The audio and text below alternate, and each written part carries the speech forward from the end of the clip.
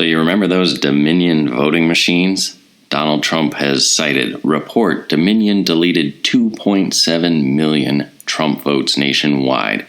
Data analysis finds 221,000 Pennsylvania votes switched from President Trump to Biden. 941,000 Trump votes deleted. States using Dominion voting systems switched 435,000 votes from Trump to Biden. And this is really something, these machines are something you've got to see to believe. Now, I understand Fox News is swirling the drain. The mask has slipped, and we can see in many ways a great deal of that organization is corrupt and infiltrated. The mask has slipped, and we can see that. They're globalists. But nevertheless, Lou Dobbs has still done a great job here. He does an interview with America's mayor, Rudy Giuliani. No, this isn't some outside crazy conspiracy theorist ranting in his basement. Like, this is Rudy Giuliani. And he's been in politics for a very long time. You've got to hear this video. Because this, once you begin to understand just how corruptible these machines are and how sketchy all the details are, the only conclusion here is that there was massive fraud. Check it out. Well, joining us now, President Trump's personal attorney, former New York City Mayor Rudy Giuliani, and federal prosecutor. Rudy, good to have you back with us. Let's talk about just for a moment an update on Dominion and how important do you believe the concerns that are being expressed in a number of states about the ability of these machines not to be hacked? Well, first of all, the machines can be hacked. There's no question about that. Their machines can be hacked, but it's far worse than that. Dominion is a company that's owned by another company called Smartmatic through an intermediary company named Indra. Smartmatic is a company that was formed way back in about 2004, 2003, 2004. You're going to be astonished when I tell you how it was formed. It was formed really by three Venezuelans who were very close to the dictator Chavez of Venezuela. Socialism. And it was formed in order to fix elections. That's the company that owns Dominion. Dominion is a Canadian company, but all of its software is Smartmatic software. So the votes actually go to Barcelona, Spain. To Spain. So we're using a foreign company that is owned by Venezuelans who are close to Chavez, the revolution. Are now close to Maduro. Revolution. Have a history. They were founded as a company to fix elections. They have a terrible record, and they are extremely hackable. So, Texas made the right decision. What the heck was Georgia doing? Hiring this company. I'll tell you what they were doing. The lobbyist for Dominion was the former chief of staff for the governor. Jeez. Why would you use a foreign company with connections to Venezuela? I'll give you another connection. Jeez. Smartmatic, the company that owns Dominion, well, the guy who was running it was one of the people who was number 2 or 3 in Soros's Change the World organization. Open Borders Foundation. Open Society. Open Society, yes.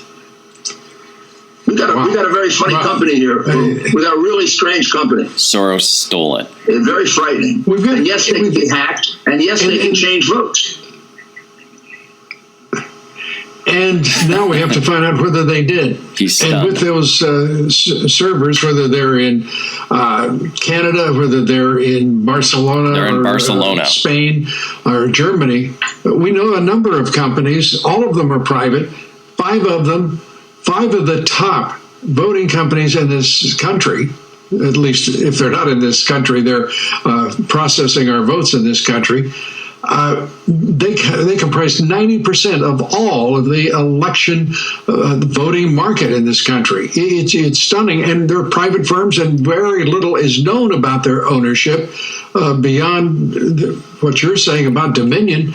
It's very difficult to get a handle on just who owns what and how they're being operated. And by the way, the states, as you well know now, they have no ability to audit meaningfully the votes that are cast, because the servers are somewhere else and are considered proprietary, and they won't touch them. Proprietary they won't permit in them to be Spain. touched. So it's really so. How do you proceed now?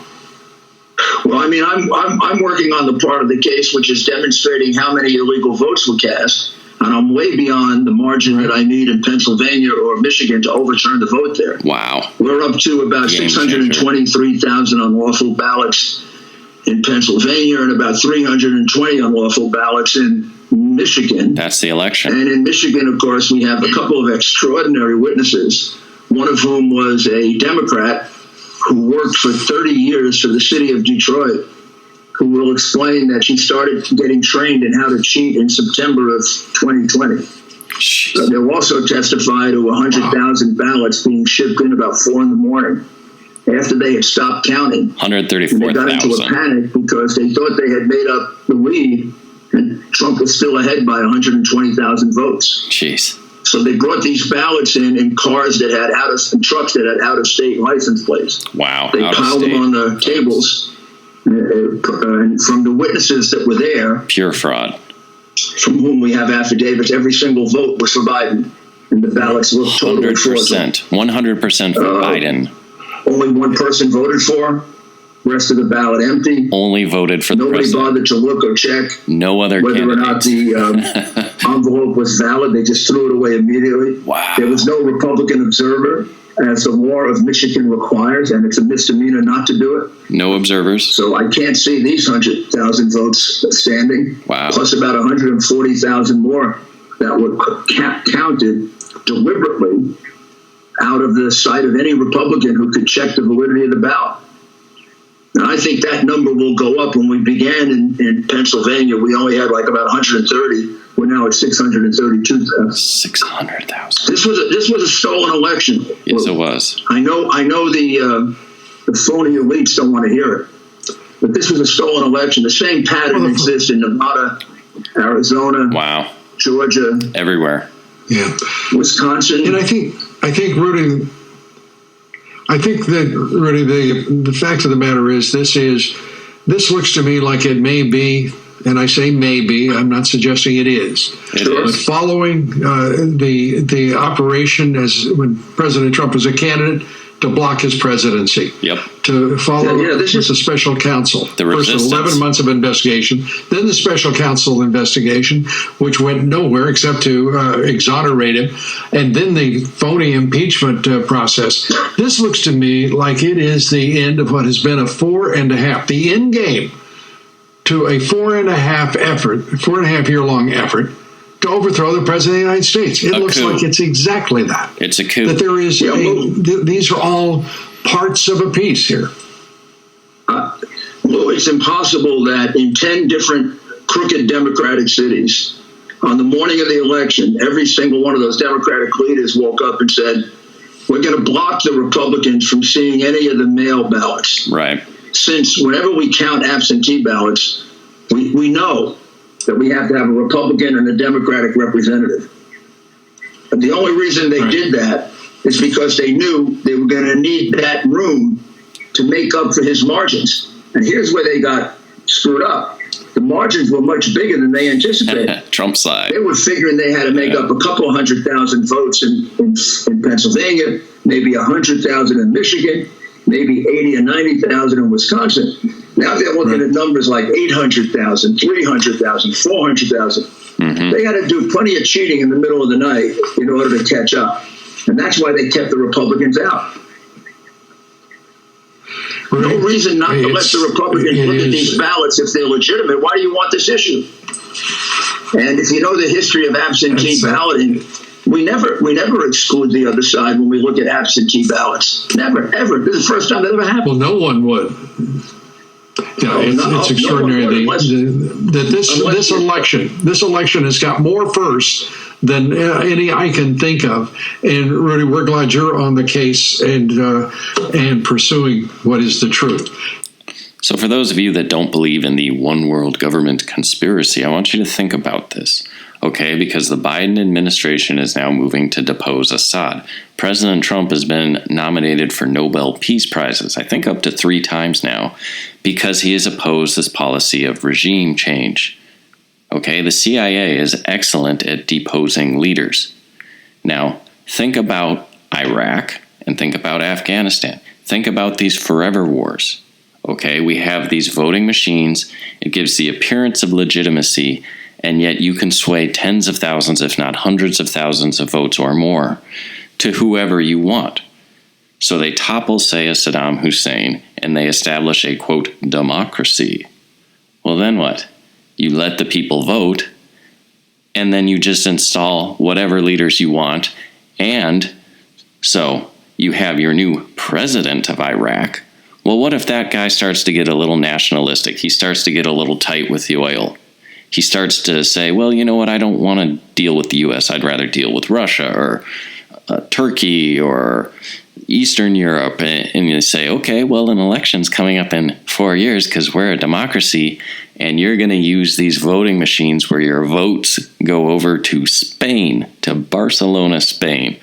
And you're no longer in power, but the guy that wants to stay friendly with the U.S. is. That's what global government's hegemony, full spectrum dominance, that's what this is all about.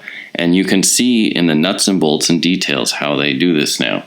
Now, does this work? Does this not work? I don't know. But one thing I would say, your eyeballs matter. Get off of Twitter. Get onto Parler instead. Get off of Facebook. These companies only do well because you use them. Now, I get this is YouTube, and we all use YouTube, and the alternatives aren't that viable at that point. This is where the eyeballs are. Eventually, there will be a transition away, but the left has proven that boycotts work, and right now they're vocal because they've been more angry for a long time.